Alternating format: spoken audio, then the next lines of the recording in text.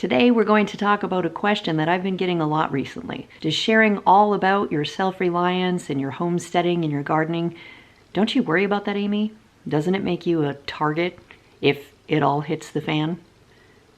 Well, let's talk about that.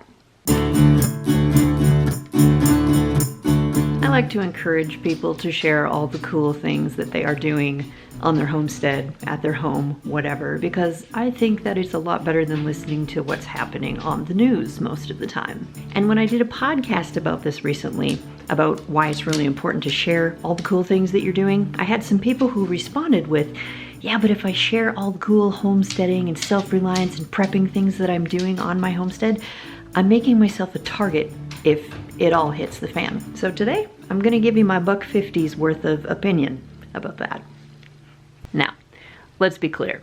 I don't necessarily think that you should give someone a description of what's in every single room in every single building on your property. Probably not the best idea. But am I paranoid about sharing things that are happening on my farm or the kind of things that we're doing here? No, and here's why. Number one, it's pretty hard to teach people about self-reliance or homesteading or gardening or anything like that if you're not showing them a little bit about what you're doing yourself. So that's the first reason it doesn't bother me. Number two, my gut feeling is this. If it all goes south or it all hits the fan, I'm not going to be a target because of the fact that I've shared all the stuff that I've been canning. I'll be a target because I'm the next house in line that the desperate person shows up at. If it all goes south and it all hits the fan, I'm not going to be a target because I've shared how full our freezers are. I'm probably going to be a target because I live on a working farm.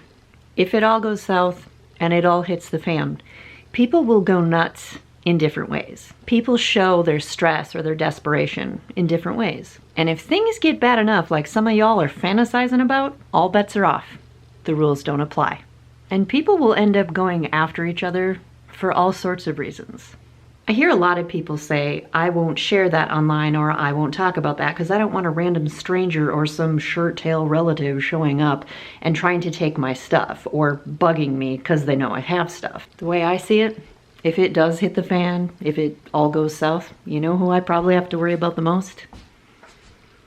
My neighbors, who might have heard me butchering a pig or butchering chickens or saw me come home with a big load of stuff from the grocery store.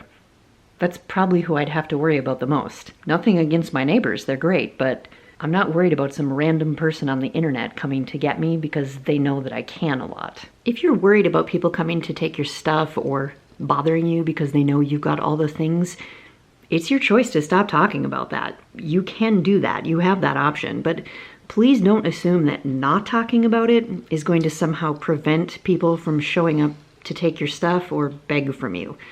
Sometimes desperate or crazy or angry or stressed out or scared people just go to the next house in line. And if you're really worried about it, learn how to protect yourself. And that's why if people have some sort of choice about who they're gonna go bother or beg from if it all hits the fan, I wouldn't be going after the people who have come out as preppers because y'all, most of them aren't just storing food. They're storing other stuff too. And most of them know how to use it. So I'm not gonna bug them. And that is my $1.50 on that.